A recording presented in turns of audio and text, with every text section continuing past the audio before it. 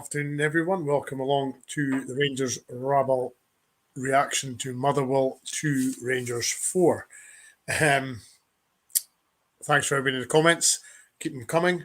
Any questions, we'll answer them as best as we can. So, Craig, what's your immediate reaction to that result today? I'm just glad that game's over. I don't think it's good for my my blood pressure or my heart for that sort of. I just don't know why we can't just go out and beat teams 4-5-0. Why do we have to make things so difficult for ourselves?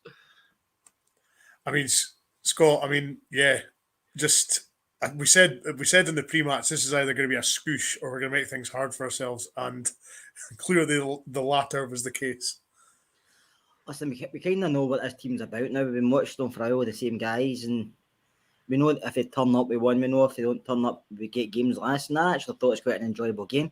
It was back and forth, and the type of match I like to watch. Yeah, we can criticise the players, but at the end of the day, we won 4-2, and that's what we came for, 3 points. So I don't like to be too critical of the guys, because I thought at the end up we played really well, but it was a slogfest at the start. I do agree with Craig, but listen, that's why we're fans, isn't it?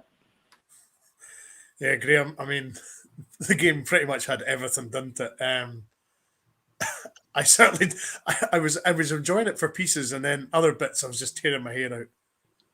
Yeah, in large parts of the second half I was enjoying it, but it's just the finishing was getting me so angry. That game could have easily been 8, 9, 10. We could have 5 after they went down to 10 men. Also, we'll probably get into that later on, but just glad we get the 3 points. And like Craig says, I just wish sometimes we could make it a lot easier and get the goals we deserve. Yeah, I mean, first off, the first goal, Craig. I mean, we said we wanted a quick start, we wanted a positive start, and the exact opposite happened. We conceded after, I think it was 2 minutes, just after the 2-minute mark, and you're shaking your head, thinking, "Here we go, conceding first again." Yeah, I think I said in the chat that we have to add life's guarantees of birth, taxes, death, and Rangers conceding the first goal. Seems to be the case at the moment. It's just I was tearing my absolute hair out I'm sure we'll come on to it. Looking back, I was convinced it was going to be scrapped off for offside, and couldn't believe when it wasn't. Poor defending. I mean, Yilmaz was pulled out of position a little bit, but Goldson also should be watching the line. He's meant to be the sort of most experienced defender. He should be watching the line and see that the rest are obviously a bit more further forward than he is. That happened second half as well with Ben Davies, which I'm sure we'll come on to. But yeah, it's just a really, really poor goal. And once the ball goes across the box, Goldson's not getting near it. McGregor's not going to react to it, and it's just in the net. I mean, Kerr, I'm no Van Gogh for Banksy, right? But the lines that the VAR produced and the lines on the football pitch clearly weren't exactly the same, because you can clearly see the space between the line and the pitch and the VAR this side, and then by the time it gets to the other side of the pitch, they're like a centimetre away, and I'm like, how can you get a basic thing like that wrong? Like we said before, Brian, the technology, people are struggling to understand how to work properly, but I'm not one of these guys. I'm not going to sit and say like it's not a goal because VAR should ruled out. We have to defend properly, which we've never done. And to be fair to Boyd Johnson, it was a great ball into the box. It was between the keeper and the defender. Very hard one to defend, and Van Beem was there to put it away. But we have to defend this better. It was a simple ball down the line that Van was kind of too close to Ben Davies and pulled across, and it's like you get in, and we can all sit here and say VAR got it wrong or whatever, but we have to defend properly. We can't expect when we do something wrong in the park, VAR is going to help us out. So defend first, and then look for maybe help for VAR if that's where you want to go. But Michael Beale was saying we need to defend better, because a lot of times we get beat with a simple ball over the top, and that's happened again. Yeah, I mean, Graham, you as Kerr says, you can criticise VAR, but at the same time, the defending wasn't good enough, was it? I mean, I'm watching the freeze frame just now.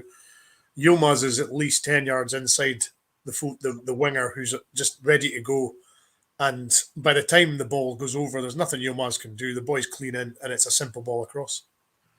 Yeah, I wonder, Chris Boyd said at half-time that he thought that he was maybe inside because Rangers were preparing for against 2 strikers. So I wonder if that was maybe the case. But obviously, once the game's kicked off, you should realise what they're doing and then adjust it properly. And obviously, he should have been a wee bit wider and then stop that happening. But again, it's the long ball over. Ben Davies is just too busy concentrating, put his hand up, call for it offside. As Kerr says, you should be stopping it first, then you call for it. But it's, again, we concede a goal and then we show the character to get back in it, which is a good thing. Yeah, I mean, it was a fairly easy foul to give Craig, the referee, for the free kick. Lundstrom got fouled clearly. I must admit, though, I was quite surprised by the goalie's positioning. I mean, he left basically a gaping hole for Tavernier to hit, and I mean, it was a great free kick, but it was poor goalkeeping. I think, to be honest, it was probably, there was a few tackles before that I was surprised weren't given as free kicks, and there was 2 or 3 in a sort of 30-second spell that you sort of thinking, right, the referee's just letting everything go. It was a clear foul, clear yellow card from Slattery, which I'm sure we'll discuss his second one. Clear yellow card. For me, it's a good free kick, but I think I said in the supporters club chat, I mean, that if McGregor concedes that goal, you're absolutely raging if that ball goes past McGregor.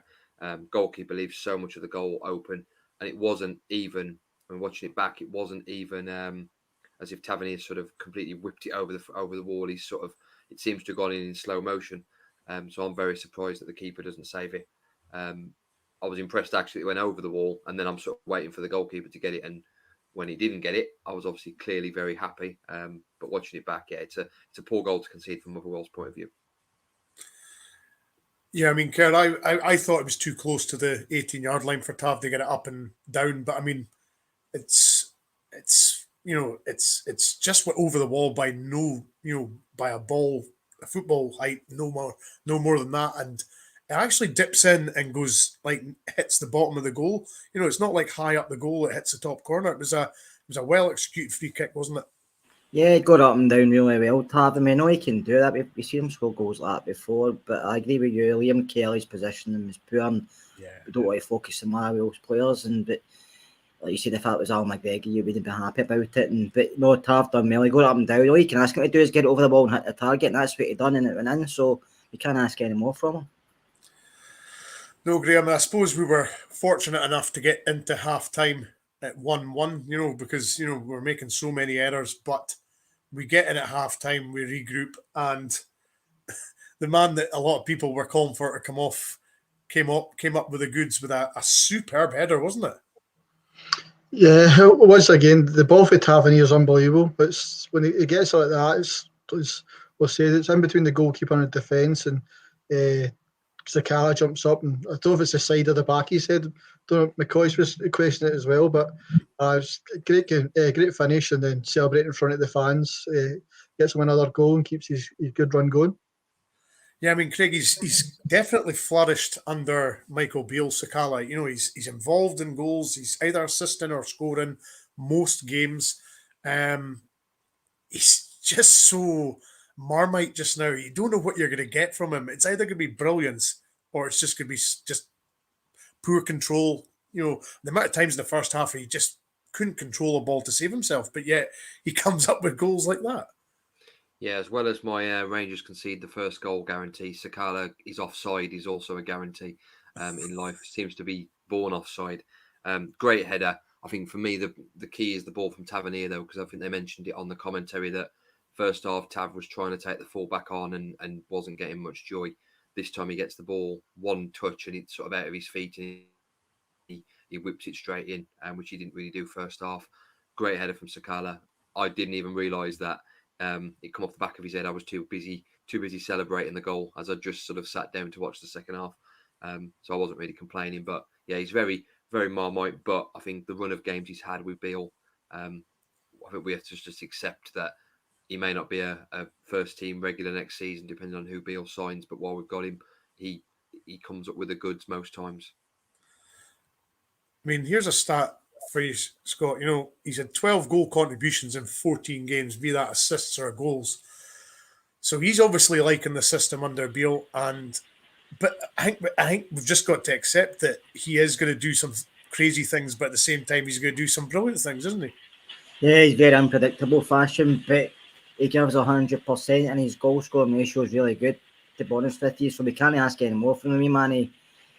he can misplay a pass, he can run into traffic, he can shoot and it can end up going down the motorway and stuff like that. But then he scores goals last, you know what I mean? And he's just his big smile. But you can't knock his record. I read during the game that's 15 goals in 5 games against Motherwell. I don't know if that's true, but somebody put it on and I thought that's amazing. That's a good start for a striker. So all you can ask your strikers to do is put a ball in the net, and that's what he's doing. Yeah, we can look at other parts he's giving and say maybe he needs to improve in that, improve in this, but he's a striker at the end of the day and he scores goals and that's what he's doing. So we can't really criticise him because he is putting a ball in the net for us. Yeah, I mean, we'll come to the equaliser, Graham, and I suppose just to let of your anger out, we'll get it out just now. A needless corner given, a cross comes in, Tav has a weak header to be honest, and then from there on it's just a stramash and just, I mean, we had 2 or 3 chances to get rid of that, didn't we?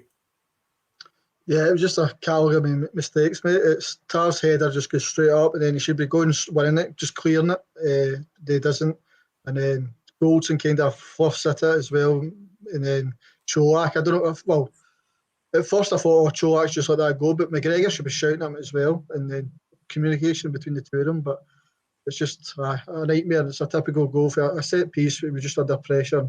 It's not really pressure that they put on us. It's we put ourselves under the pressure with mistakes, and we just need to learn from it.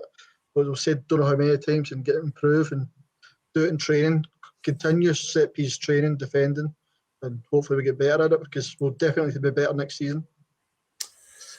Yeah, Craig. I mean, when a team get a corner against us, I just shudder every time because I just think we're going to concede here, and that was just I did see somebody either on Twitter or somewhere say that it was like all you needed in that sequence was the Benny Hill theme music, and that would have just summed it up perfectly, wouldn't it? Yeah, it's an absolutely ridiculous corner to give away. Lundstrom's under no pressure, heads it. Instead of heading it straight back to McGregor, he heads it wide, and McGregor can't react quick enough to sort of stop the ball. But there was a split second where I thought, he's got that, and then suddenly it was out for a corner. Ball comes in. Tav does what he has to do: is get the ball up and get the ball away. Yes, it's a bad header, but there's so many moments. Like normally, you can sort of point to one moment of error in the goal. There's sort of 4 or 5. For me, McGregor, even when the ball comes to him, it's basically a back pass. It's basically a back pass. He effectively dived over the ball, and it's about 4 yards from goal. So for me, McGregor takes as much blame as the rest because a few years ago he'd have saved that shot, or he'd have come. I know he doesn't ever really come for crosses, but he would have. That ball would have never got to him, and it would never have gone in. And I just walked out the kitchen and walked into the back garden for a few seconds just to sort of let out my anger. The girlfriend was saying that all the windows were open, so I need to keep my voice down a little bit. Yeah, and many thanks to Led Zipaldo 777 for the £10 super chat. Absolutely amazing. The team is still full of pretenders, Scott. Let's not forget that. Who cares about the players' stats when we are 9 behind them and still no improvement since the cup final, in my opinion? Does this team beat Celtic? You're on mute. And a one-off match, Brian, anything can happen, but granted, we've not beaten the Celtics since I think Hellander's header at Ibrox. That's a while back. I know we get them in the cup, we beat them in the semi-final last season, but that was in 90 minutes. So looking back on a normal game, we've not beaten since at Ibrox, since Hellander's header. And listen, Michael Beale's only lost the game against them. He's not really, we've still not lost any games in the league since he's come in, so he's not doing anything. He can't really do any more with the players he's got. And until he gets another transfer window to bring others in, he's going to have to use what he's got. Yeah, we all want new players in, we all want fresh blood in, but he's going to have to utilise what he's got. And at the end of the day, all he can do is put out a team strong enough that he thinks is good enough to beat them. And if it is, then we'll all be happy. But they will be favourites going into the match just because of record against us. But at the end of the day, the players are going to have, if they want to be here next season, they have to step. Some of them will have to step up, but some of them I know probably know deep down they're not going to be here next season. So it's a case of just take each game as it comes and look forward to the game against them in the semi-final. We can't do any more. We can't sit and say, let's change it, because we have to just use the squad of players we've got. But I mean, if you ask a fan to pick a team, we'd all probably pick different teams. So I don't know. It's hard to judge them in this season. It's been poor overall, yes. And if we don't win the cup, then it's been a disaster of a season. But since Michael's came in, apart from the cup final against them, he's not really done anything wrong with what he's had to work with. He's brought in two guys who's you can see have made a difference in Raskin and Cantwell. And you have to just trust him in the summer. You can't really do any more. Yeah, and Graham will come on to the third goal, which was scored by Todd Cantwell.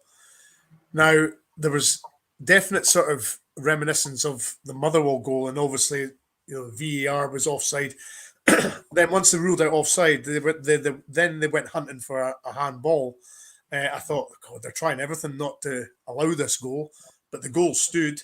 It was, Sakala on the wide, and then again a bit of a strama. I think Cholak, I think Tav, and then I think Cantwell finally got the ball in the net. But as you were saying before we started, the shooting, our finishing's very poor, but good goal. I was good off my nut when Cholak and Tav were missing it, and then as soon as Cantwell went in, that was the biggest roar I gave the day off the couch when he went in. But again, like you say, when they were going to check the offside, I was with the Motherwell goal. I was sure it was offside. Yeah. And obviously it was Sakala, so we know what his record's like. So it's offside. So obviously I sat down quite quickly after celebrating, and then I was confident there was no handball. So as soon as they said there was no offside, I knew it was going to be given. So it shows great character. The amount of times we've done that this season, that's where you can't fault the players. Is we concede a goal, we come back, we concede an equalizer, we come back straight away again, which is great to see in a side. But we just as fans, you'd love to just go to a game and see just stroll it 4-0, 5-0, and then we can go home happy and our hearts are a wee bit better. But it was a great goal and great to see him off the mark. He's been getting closer and closer each week. And it was a nice finish. He had to get it out his feet very quickly and put it in the top of the net. So it was great to see him score. I like the celebration as well. Yeah, the basketball reference, Scott, you don't like that. But Craig, he was the only person in that box that showed a bit of composure, Cantwell. Everybody was just thrashing at it, but he actually looked to me as though he actually thought, no, I'm just going to sort of flick this and poke it in the top corner. He didn't thrash at it. It was a very cool, calm finish, wasn't it?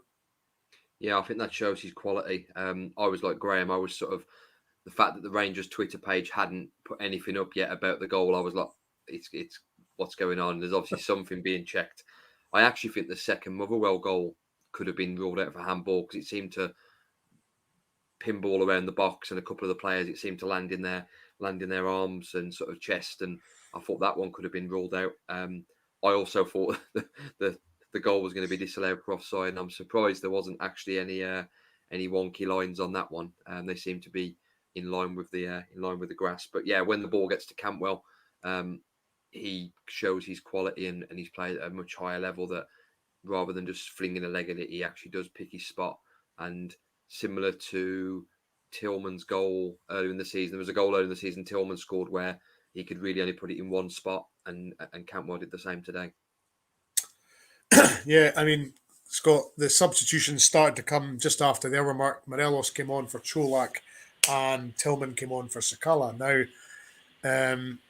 within, I think it was 5 minutes, Morelos is, I actually thought I didn't know where he was going initially.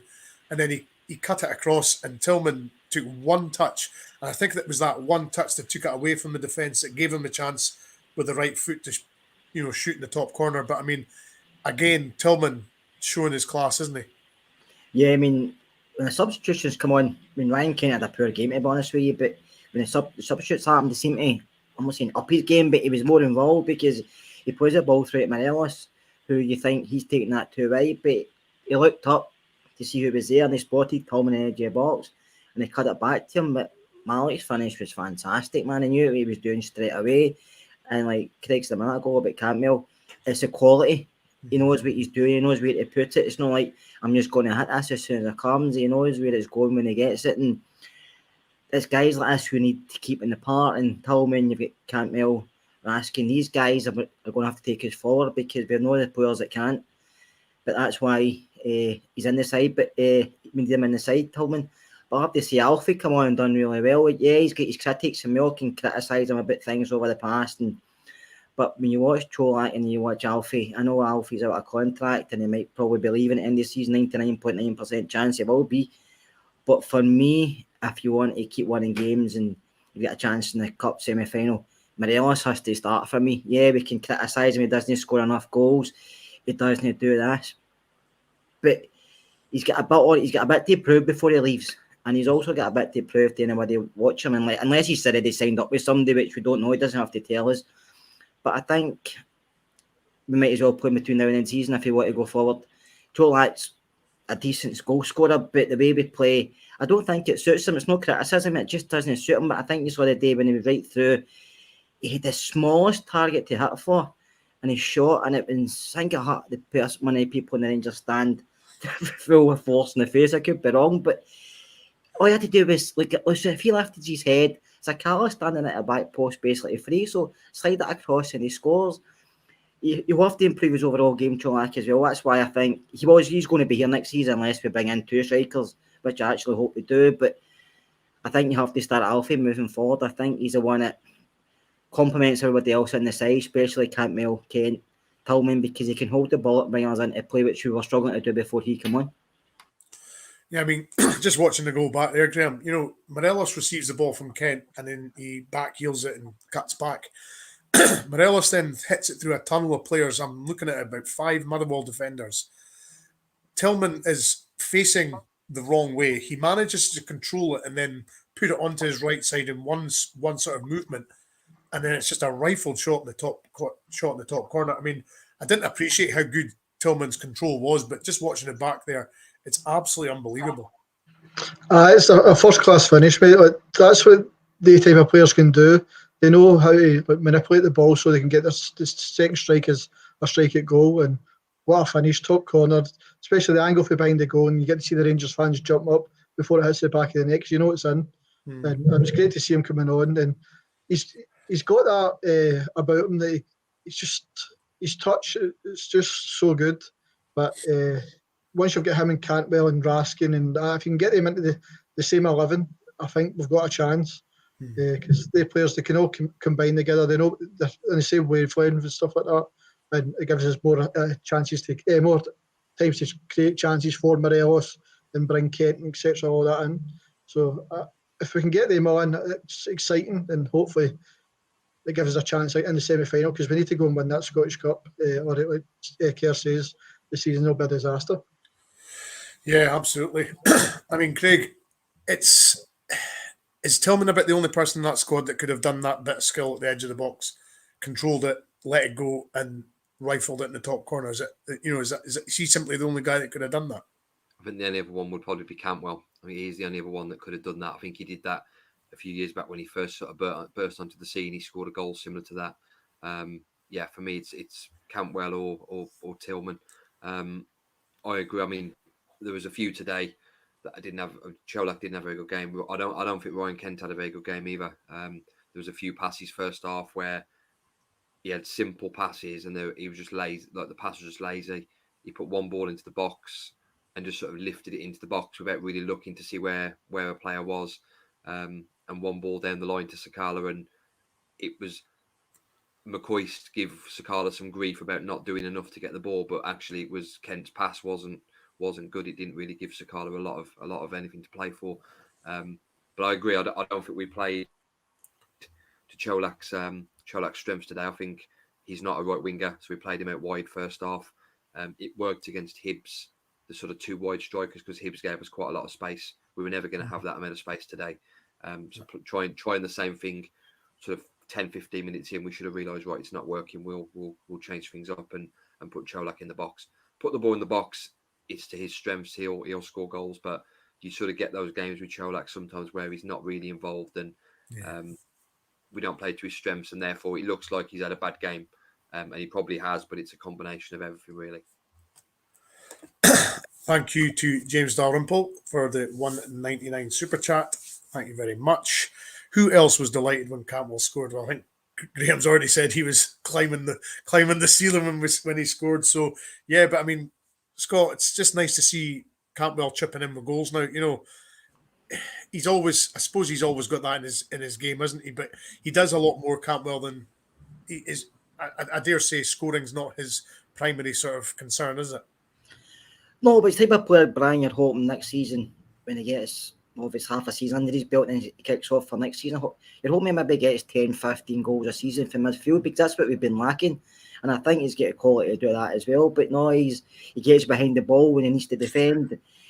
He can start attacking. I think he played a through ball. I can't remember who it was to. I don't know if it was in the first half. He played a through ball to somebody and he had to about 30, 40 yards right through spot up in Motherwell's defence. And he's got that quality. He always plays his head up. His awareness is really good. And listen, this boy's got a lot to prove. You know the quality he's got, because obviously when he was down in England, he done really well when he first burst onto the scene and he was getting highly rated and all different clubs have watched him, and he kind of fell away at Norwich for various reasons. So he's got a point to prove to himself, but to other doubters. And you can see the quality he's got. If you get him back, falling in love with the game again, we can see what he can bring, and he's a joy to watch. But he's not the only one. Like I say, Tolman's in the same wavelength. Raskin's come in and done really well, and he's still got a lot to learn. And I think it's a good future looking forward to if Tolman comes through the door. We've got Cantwell, we've got Raskin to build on, because these two guys have got better quality than what we've probably had in the last few years, and that's what you need to build on. That's what you need to move forward with. But he's just a delightful player to watch, and he does so many things, but he's tougher as well. And a lot of people thought he was going to be in the parties. No, he doesn't get knocked off the ball easy. I like to be about when he put his foot into somebody. Obviously, he could have maybe been booked for that, but he's got that wee SG game which you need in Scotland, do you know that way? So, no, I'm delighted he's here, and I think he's just going to get better and get better. And I think he's one of these guys. I thought he was our best player, to be honest with you. I thought he was really good. I thought Ryan Jack was really good again. Ryan just does a simple thing, but I thought he was really good. And no, I'm delighted he's here, and I'm looking forward to watch them week in, week out. And you'd have liked the basketball reference for Cantwell's goal as well, Scott, did you? Can I just add something as well, Brian, about Cantwell? No, what I really like about him, he's always showing for the ball. He's always moving. He's making angles. Because often when you see Kamara and Lundstrom over the last year or so, I don't want to say they're hiding, but they're often man-marking themselves out the game. Whereas Cantwell's constantly moving, the same in Raskin, and Jack always is the same. So that's why I'm really looking forward to hopefully seeing that midfield free going forward. I wasn't going to. Obviously, Slattery gets sent off at the end, Craig. I mean, folk are saying it was not a sending off. Folk are saying it was. I think as Scott said, though, before we started, if you raise your hands, there's not much option for the ref, is there? Yeah, I mean, like we discussed before, that was his 11th or 12th yellow card of the season, so he's not exactly Mr. Clean. Yeah, it's one of those that I think Cantwell's made the most of it, but at the same time, you can't raise your arms, sort of even to defend yourself without running the risk of it being a yellow. I think if he hadn't been booked and he gets a yellow card, no one's really complaining about it. I think the fact that it's a second yellow, then it causes it's not a yellow card discussion. But for me, he wasn't exactly Mr. Clean. There was a few tackles going in where you sort of think, it's a bit tasty. But yeah, so for me, it's a yellow card, and then by the rules, it's a second yellow, and he's off. Yeah. A question from Jim Scott. Oh no, that's not the one. Is it a concern as like under Gerrard, we are a bit of a second half team? Today was a classic example. Poor first half, but better in the second half. But it's not the first time we've discussed the fact that we've started slow in the first half and then we've came out flying in the second half. It's certainly not looking that way, but we're struggling in first halves, and then all of a sudden we come to life in the second half. We do, and I don't know if it's 25, 26 times that we've conceded first this season. I could be wrong, but that's a lot of times we've had to come back into a game and coming from behind to try and win it, which we've done recently under Michael Beale, and he's never really got a substitution wrong since he's come in, maybe apart from the cup final, but that was a poor display overall. But in the league, he's always brought in subs who's made an impact when they've come on or done something. So, like I said, we can criticise these players, but we know what they're like because a lot of them's been here a long time. So until he gets the players through the door he wants and he can change it more to his liking, I think you're always going to see similar for these guys. I think it's different with the new boys in, but I think the guys we know, like Graham mentioned, Kamara, Lundstrom, we know what they offer and we need more. They like to recycle the ball, they like to slowly play down. We don't want that. We want to be on the front foot, we want to be attacking teams, we want to be, which we've done when the substitutions were made. Do you know what I mean? So even Arfield likes to go forward, and I know Scott is getting long in the tooth. He's not the youngest anymore, but he likes to go forward, whereas others are happy to just keep possession. They're comfortable doing what they're doing, but we need more for some players. So we know we need changes, so we're just going to have to wait till somebody to see who comes in. But at this moment in time, he's going to have to play strongest 11 for a start. I know it's not always going to work. Substitutions always impacting games, but I think he's going to have to start a lot of games with strongest 11. We're not getting a lot of midweek games anymore, so he might as well just play with strongest 11 every week. Absolutely. Before the game, Graham, there was obviously clearly a bit of a visual display towards Stuart Robertson and Ross Wilson. It's starting to build up a bit of momentum now. There's a lot more noise. You know, I get where they're coming from. Obviously the Union Bears were obviously not at the game at the weekend at home. They decided to stay away. Is this just going to grow and grow until something happens? Like, say, for example, against them lot away, if it's a bad result there, is that just going to be a tipping point for a lot of the fans after that? It's a hard one because the Union Bears are very important to, especially at Ibrox, getting the crowd going and stuff like that, songs and whatever. Because I think it was both Wilf and Mark said the game last week, the atmosphere was dead without them. So that's not a good thing. So you can't give in to everything they do, but you need to kind of keep them on your side because you don't really like to see this. But I totally agree with the Ross Wilson stuff. I was excited when we appointed him because I thought he had good words about him, he had a kind of good reputation, but it's not good enough. When you look at the list of players and the injury record of buying injured players, players getting loaned out, the Polish boy at right back, etc. It's not a good look. And there was a story in midweek, I won't even go to mention it, but if that's any truth about it, it's a joke. But so it's a hard one. I don't think you're going to get Stuart Robertson out because that's part of the board, but I think the board could maybe say we could get rid of Ross Wilson to cool it off. But again, we don't know how much influence he's got.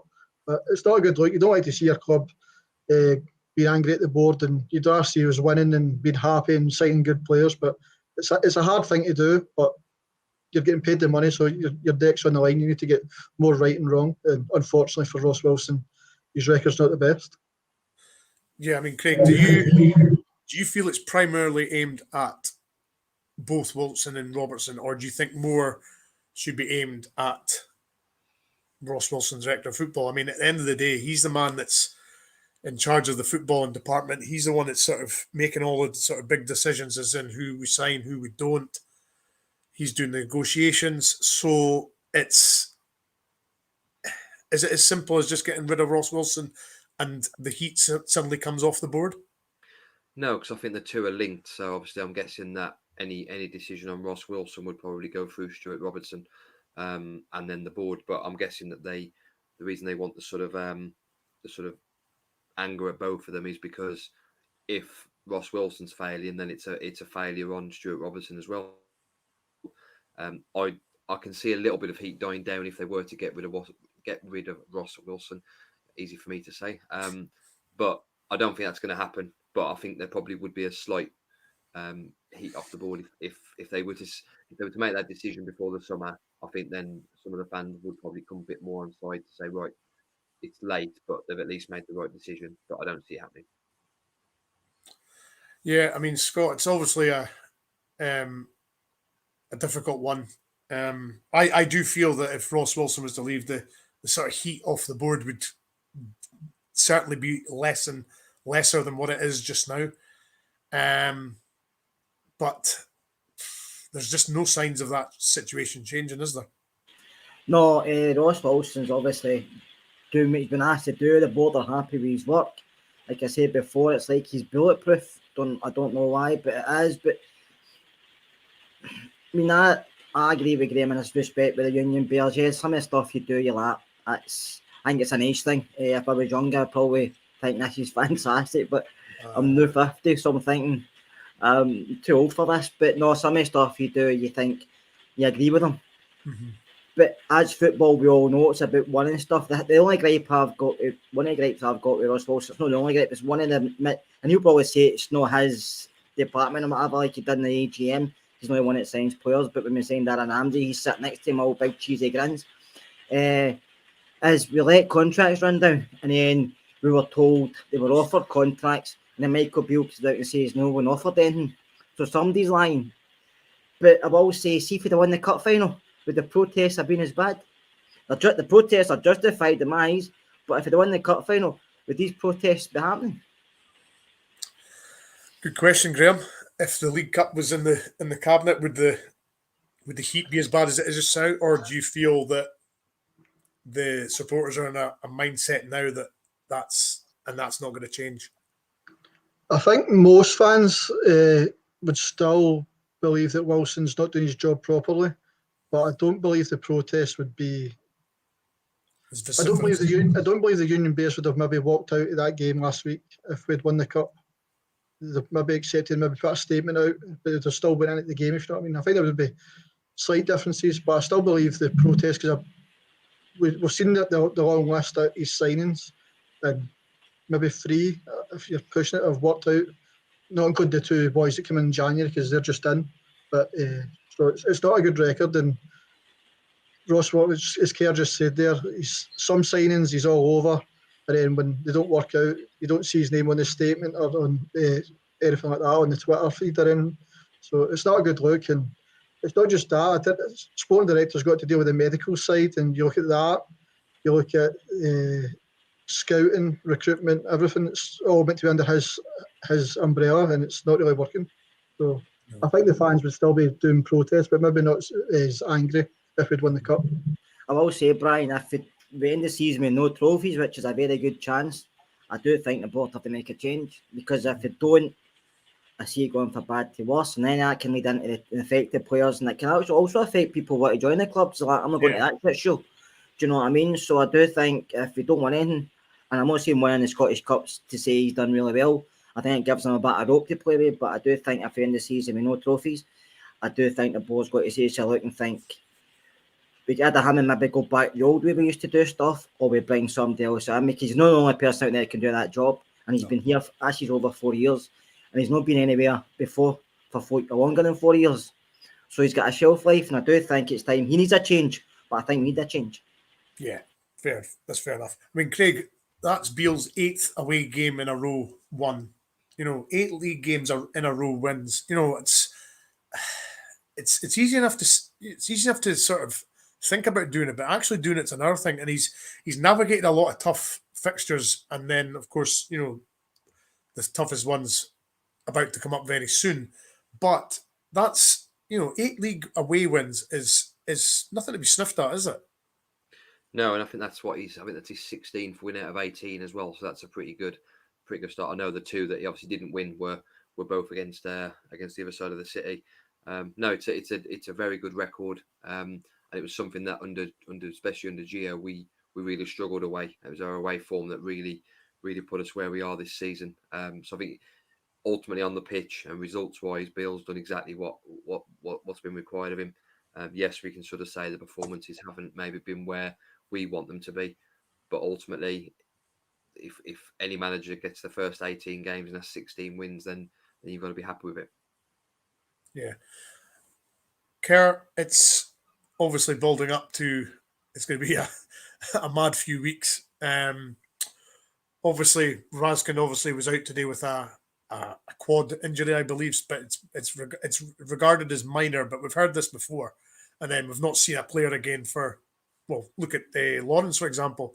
It was after the Hibs game, we were told he had a minor injury and we've never seen him since. So is the blueprint there, as far as the team selection, it's not far away in the sense that we've, once Razkin comes into the team, you've got Cantwell, Tillman, Morelos will probably come back in against them. Kent. There's a nucleus there, as in players going forward, isn't there? But there's also the problem we've got is with all the players out of contract. Yeah, and that's listen. You're just gonna have to take each game as it comes between now and the end of the season. Obviously, there'll be dialogue with players out of contract, maybe depending not just UK based players, but players obviously worldwide, and hopefully we can maybe get a few really signed up for the start of the season. But he knows himself. He's mentioned a few times 3 or 4, maybe 5 players coming in, and one of them has to be a goalkeeper, as we know. So I think there will be change. There'll be a few players leaving. One's out of contract. Will probably all leave, maybe apart from Ryan Kent and Jack, because that's the both he mentioned before he wants to stay. He never mentioned Morelos, even though he spoke a lot about Alfie, but he's not mentioned that he wants him to stay. He's not mentioned he wants him to go either. He just didn't come out and say, like Jack and Kent, that he wants them definitely to stay. So there'll be a lot of ifs and buts and rumours and everything between now and the end of the season. But he just has to win each game as it comes, and if he wins the semi-final, that gives him a big boost. Doesn't mean we're going to win the cup final, because then the football can happen, as you know.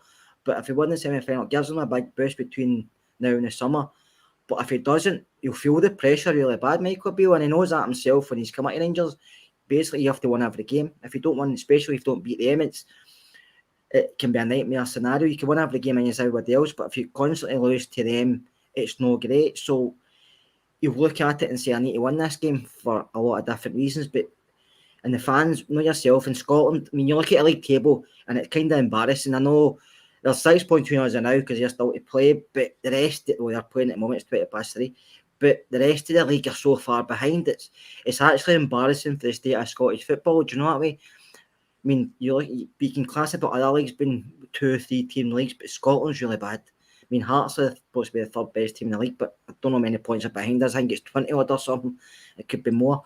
But it's a bad look for us, the Scottish game in general. But I don't know what I can say myself for other teams, but Michael Beale has to look ahead. Just take a game as it's time. He has to look ahead to the summer. He has to plan. The plan should be already in place anyway for the summer. The players he wants, and if he can get his first target, second, third choices. But I just hope, and I see my own hope, but he makes a final decision on the players. He gets the players he wants. He doesn't leave it. Yes, scouts will give him ideas. Ross Wilson probably say that it's the list of players we come up with. But I hope Michael brings in his own players, like we've seen. He obviously wanted Cantwell. I'm asking you about. I don't want him to bring guys in who he's not 100% happy with, as in we've seen with Gio. So there'll be a lot between now and then. Some of it we might not agree with, but just take each game as it comes. But the semi-final will be a big one, as in pressure-wise on the manager. And obviously we all hope we get through that. So it's just time will tell, Brian. Absolutely. Just scanning the comments, Graham. A few folks saying Kent wasn't great today. What was your thoughts on Kent today? I thought as we're into the second half, once the changes where he came into it a wee bit more, he was getting a wee bit more room. It does kind of work well with Kamara. They're close together so they can link up a wee bit better. But it's just, again, he's finishing. He could have hit 2 goals again in the last 5-10 minutes after the sending off, and that kind of makes him look bad. It makes me wonder if they're actually staying behind or doing proper shooting, finishing drills, because it doesn't get any better. I've been saying it I've started with the Rabo. I've been saying it. Morelos doesn't change his finishing style. Kent doesn't change his finishing style. So it makes you wonder if they're actually doing the hard work in training. But I wouldn't say it was a bad performance. But maybe a 6.5 out of 10.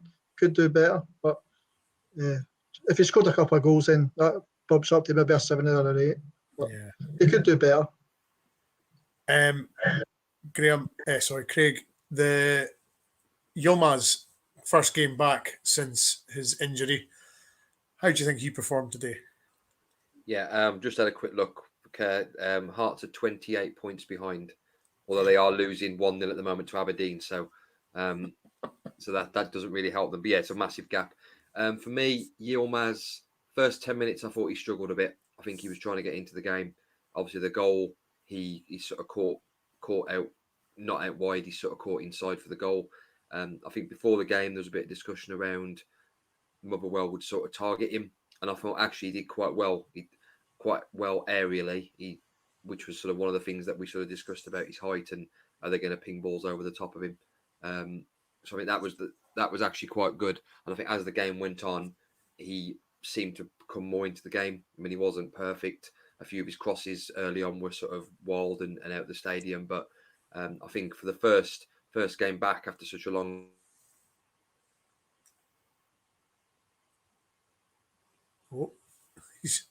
out of 10. No, we didn't hear that last bit. Sorry. I thought he's probably a good 6.5 out of 10. Yeah, it's always difficult, Scott, when you come back from injury because obviously playing youth B team games is different from obviously first team games, and into the heat of the battle, first not even just a subs appearance, he was just ditched straight in, obviously because Borna's away to his partner's away to have a child, so ditched straight in, and it's difficult, isn't it? Because obviously just straight back from a long injury. I suppose, as the boys have said, it was a 6.5 out of 10, wasn't it? Yeah, I mean, we didn't really judge Yilmaz until maybe half a dozen games or more to see what he's like. He's still getting used to Scottish football because he came in and got injured early on. He's not played a lot of football since he's been here, so he's still getting to know his teammates. So I think he done okay. Yeah, as part of his game, you could probably say he has to do that better. But I thought going forward, he actually looked quite lively, and I thought he was making different runs down the line. He was coming inside, he was going wider. He's crossing. Listen, will improve with time. But I thought overall he done okay. Earlier wise, he done well. He won quite a few headers against the boy Johnson. So I thought he done okay, but I mean, he obviously get took off because he's not played a lot of first team football. But the more games he gets, the better he'll get. I mean, obviously he spent a lot of money on him, so you want him to do well. But I just think he needs time as well. He's not played a lot of football, so obviously we don't know how long Borland's away for. Maybe he missed 2 or 3 games and he's got an international break, which he'll be in training with the players, so get to know him better. But I think he will become a good addition for us in the long term.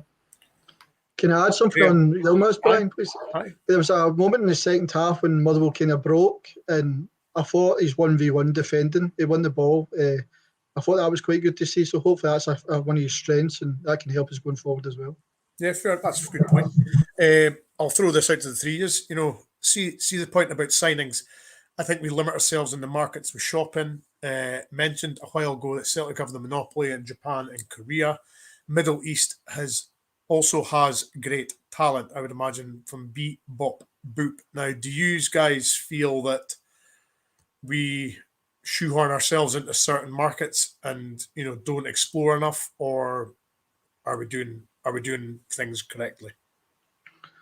For me, it looks that way. Also, we don't know what's happening behind the scenes. You're obviously going to have scouts, data analysts, and then Ross Wilson will have his input as well, the manager and the coaching team as well. But it looks that way because most of our signings are from Belgium, lower league in England, Croatian. So it's as if that's the kind of market we know. I'd like to actually go back and see where Ross Wilson's previous clubs bought players. I imagine obviously the English market will be one of them because it was down south. But I'd like to see if it was Croatia and Belgium as well. But for me, there's so much talent in Scandinavia, lower leagues in France, Holland as well. And then obviously you've got, I believe, I've been looking for this for ages to see what the work permit issues are, how it's going to be. But I believe South America is a lot easier now for us. So you've got Uruguay, they've got young players. It's kind of characters and that I'd like to see. So there is so much more I think we could be doing. Even in the loan market as well. I know a lot of fans don't like it, but see if you could guarantee, like their Tillman's been a success with the option to buy. If we could use that a bit more, the fans would maybe understand that as well. But I think, as the comment says there, we should be doing a lot better and looking more worldwide and especially in Central Europe. I mean, Scott, do you feel we're shoehorning ourselves into certain markets and not expanding and looking a lot further afield? It looks that way, Brian, but obviously you have scouts covering place, your analysts looking at a lot of video footage as well for different parts of the world maybe you can't get to. So we should be looking further afield because there's a lot of talent out there that we could go and get. But obviously, it depends on your manager. Obviously, depends on your sporting director, whatever. And he'll have his contacts, Ross Wilson, from different parts of the globe. And like they mentioned, he's probably got a few in Belgium. So because he's been in a lot of Croatia, so he'll be using them. I mean, these guys probably get emails, videos, whatever sent to him constantly. People players come and look at this guy, come look at this guy. I mean, Celtic got a lot of credit for looking in Japan, but that was only because that's where Ange came from. Mm-hmm. If Ange came from a different country, they wouldn't have went back to Japan, they went somewhere else. So obviously they've trusted their manager really well, and that's what we have to do. We have to trust Michael Beale, but obviously Michael Beale might not go to Japan or Asia or places like that because he doesn't know any players there either. So I think it's just looking around, being clever. We need to be more clever in the market. We're not. I know we didn't mention signing injured players, but he probably thinks like these guys are injured. Like say Kemar Roof, if he's not injured, he's a fantastic footballer. He can score goals. He's a really good player. But because he was injured, we were interested and they came to us. And sometimes I think we look at it and think, right, there's a few boys out there, maybe not get it if they're fully fit, but because they're injury prone, we might have a chance of getting them. We can bring them here and we can get back to full fitness and it can work for us. It's backfired too many times. So I think it's time to look at something different. Maybe not go for proven players, go for young and hungry talent. Maybe guys nobody's heard of, because it doesn't mean they're no good players. It just means they're going to come in and prove themselves. So I think we have to look globally. We have to look further afield. And we shouldn't shoehorn ourselves in any market because there's players anywhere you can go and look. So I think Michael Beale has got to have, like I said there, he's got to have the final say on players, but because he's working with them daily and it's his job in the line. But I do think we have to expand our thought process.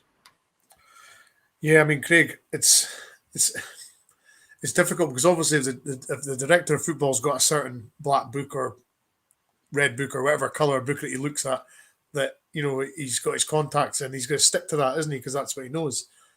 But there is definitely a need, I think, that we only look at certain markets and we don't look anywhere else. And to me, if you don't look anywhere else, somebody else is, and then you're going to lose out, aren't you? Yeah, it all goes back to Ross Wilson. I think we had, how many times on the podcast did we and other people discuss the fact that not one Dutch player came when Gio was in charge? You sort of think that would be an easy market to look at. There's players in Scandinavia, lower leagues of Italy, France, Spain. Yes, they might cost a bit more money, but you've got to broaden your horizons with talent. You can't just be focusing on English league and Belgian league, because that's where a lot of clubs will go for. You've got to be a bit more clever, and I think that all comes down to a certain Mr. Wilson. If he's not spreading it around. It's not like years and years ago where you had to physically maybe send a scout out to sort of look at an area. There's ways now to look at players without needing to do that. You sort of get highlights sent, and you can get game footage sent from wherever. So if they're not doing that properly, then it all comes down to him, and he's not basically doing what he needs to do in his job. And I suppose what I will say, Brian, it's very difficult watching a game on video, whatever, and actually seeing them live. You miss so many things watching it in video. You need to, in my opinion, you need to go and see the player live. You can't just watch it on a video, because a lot of the time, obviously, videos full of balls. You don't see the boy off the ball or what he's doing. So it's great to get an insight in players, but you need to go and watch the guys live as well. I mean, do you know sign Seb Rosenthal years ago through videos? It wasn't because we watched them. So you can always get your gems. Don't get me wrong, you'll be able to get players in, but I think a lot of time you need to go and see the player live just to see what he offers before. A video is great, but you need to go and just see them 1-to-1. And not just that as well. I always believe you should be speaking to like their coaches and all that, and getting so they can see their personality and their character as well. Because when you look at some of your players, when a lot gets said about their bottle or their mentality and that, you need to get the kind of that information from previous managers, coaches, etc. So it's basically every kind of form of scouting. I believe you need to use it all and then combine it all to get together. I suppose the final sort of point we'll make today is obviously now that's a bit of there's an international break coming up, guys. Is this came at a good time for us, or do you feel we just needed to keep going as we were going? It's probably just came at it's came at an okay time. My only concern is Ryan Jack. I think I've said it before in here and I'll say it again. If Ryan Jack wants to prolong his Rangers career and play for the club that he so-called wants to play for, then he's going to have to make a decision about Scotland. No, I don't say he shouldn't play for Scotland. I can't say that to him. But if he wants to prolong his Rangers career, then he's going to have to put Scotland on hold. You know, he's got to say, I've had enough of my international games. Like Paul Scholes done it with Man United, put England away. I mean, Ferguson was at Rangers. I remember him saying, no, he wants to play with Rangers longer. He's got to be a point that counts because he went to Scotland before and got injured. And he missed a lot of games for us. And if he didn't go with Scotland, he would have been available. Do you know what I mean? So Ryan Jack's got to get to a point saying if he wants to stay, I mean, he might give him a year's rolling next year. But I would keep Ryan Jack in a heartbeat. But if he's still playing for Scotland, I would seriously consider it because there's no point getting injured for Scotland and missing games for Rangers. Do you know what I mean? I mean, he didn't have to get picked for Scotland this time. It's a kind of, they've got enough cover there, and he's been in and out of side, and Stevie Clark picked him because he could just rested him, gave him time to recover, but no, he picks him. So no, Ryan Jack's got to say, right, do I want to play with Rangers another season or two longer, or do I want one international caps? And to me, if he picks international caps, then he might have to reconsider the contract. I'll also be interested to see the Raskin thing as well. I'm a wee bit worried about that because if he plays and picks up, makes the injury worse, then again, it's not a good look for us. We should be stepping in and saying, the boy's injured, can you leave him out? Blah, blah. And then we need to be a bit stronger as a club. The board Graham, there's no, but the international teams don't have to send them home injured. They can't go on basis of the clubs. Is that not really get changed? Even though the players are injured, you have to send them, and then their doctors look at them and say, "They're not fit enough to play," and send them back. I thought that rule was changed to that. I could be wrong, but I thought I did somewhere where the international doctors now have to rule them out. They don't take the club doctors because they want to see them for themselves. Because a lot of players in the past have pulled out and maybe just can't be bothered. But I agree with you on asking as well. You don't want him to play there and get injured, especially when he's away with a knock. I mean, Craig, it's always been a bit of a topic with Ryan Jack, you know, international, no, yes, no. He doesn't even start for Scotland now, from what I've seen the last few games. He comes on for 5-10 minutes, and I'm like, you know, if you're thinking of your sort of, if you want to prolong your career much longer, I mean, it's not as though even if he started for Scotland every game, I would understand his predicament, but he doesn't even start for Scotland, does he? No, I mean his Rangers game and his Rangers game time is his bread and butter. He needs to really be focusing on that. Like Kerr said, it's happened with Paul Scholes. Remember, Alan Shearer retired quite early from international duty and played 5-6 more years for Newcastle. So it really has to be a decision, and obviously only Ryan Jack can make that decision. The club can obviously give their thoughts on it, but for me, he has to sort of focus on what is best for him going forward. And for me, going forward, best for him is to focus more on Rangers. Yeah, absolutely. Just seeing the third best team are getting beat by Aberdeen 3-0 now, guys. So don't know what's happening in Scottish football today. But thank you for joining us. Well. Hibs are down to 10 men as well. Hibs are down to 10 men against Celtic. Oh, nothing changes, does it? Nothing changes. Well, and on that note, guys, thanks for joining us today. The reaction to Motherwell 2, Rangers 4.